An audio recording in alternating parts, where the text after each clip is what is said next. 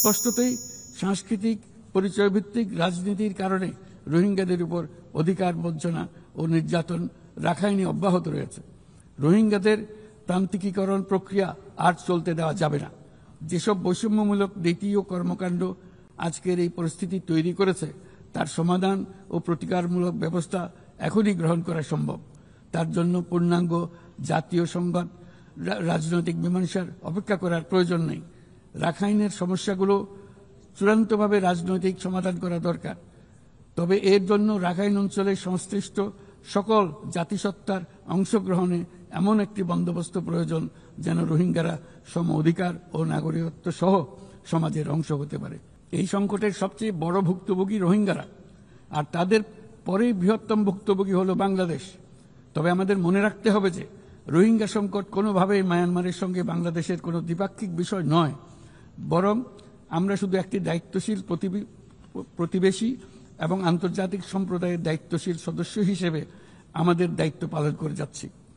কিন্তু তহবিল সংকটের কারণে আজকে রোহিঙ্গা ক্যাম্পগুলোতে ন্যূনতম জীবনমান বজায় রাখার আমাদের যৌথ প্রয়াসও ভেঙে পড়ার উপক্রম হয়েছে।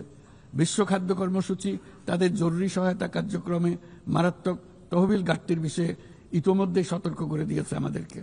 অবিলম্বে নতুন তহবিল না এলে মাসিক রেশন অর্ধেকে নামিয়ে এনে মাথাপিছু মাত্র $6 নামিয়ে আনতে বাধ্য হবে, যা রোহিঙ্গাদের অনাহার ও অপুষ্টিতে নিমজ্জিত করবে, যা তাদেরকে আগ্রাসী কোনো পদক্ষেপ নিতে বাধ্য করবে। তহবিলের অতিরিক্ত কাটছাট হলে তা নিঃসন্দেহে সুরক্ষা ও নিরাপত্তা ঝুঁকি বহুগুণ বৃদ্ধি করবে, যা ক্যাম্পের সীমানা ছাড়িয়ে যেতে পারে। তাই আমি বিদ্যমান দাতাদের সাহায্য বাড়াতে এবং সম্ভাব্য নতুন দাতাদের অনুদান প্রদানের আহ্বান জানাচ্ছি, যাতে এই বিপর্যয়কর পরিস্থিতি এড়ানো যায়। মানবিক সহায়তার জন্য নতুন ও বর্ধিত তহবিলের বাইরে আন্তর্জাতিক সম্প্রদায়কে অবশ্যই মায়ানমার সরকার এবং রাখাইনের অন্যান্য অংশীদারদের উপর ইতিবাচক পরিবর্তন ও দ্রুত রাজনৈতিক সমাধানের জন্য চাপ প্রয়োগ করতে হবে। অন্যান্য প্রতিবেশী দেশগুলোকেও তাদের দায়িত্ব পালন করতে হবে। রাখাইনে স্থিতিশীলতা আনতে আন্তর্জাতিক সম্প্রদায়ের যে কোনো যৌথ প্রচেষ্টায় সহযোগিতা দিতে বাংলাদেশ সর্বদা প্রস্তুত। আমরা আশা করি আগামী 30 সেপ্টেম্বরের উচ্চ পর্যায়ের সম্মেলন বিশ্বব্যাপী দৃঢ় সংকল্প তৈরি করবে এবং রোহিঙ্গাদের জন্য বাস্তবসম্মত আন্তর্জাতিক সহায়তা নিশ্চিত করবে, যেখানে তহবিল সংগ্রহ সর্বোচ্চ অগ্রাধিকার পাবে।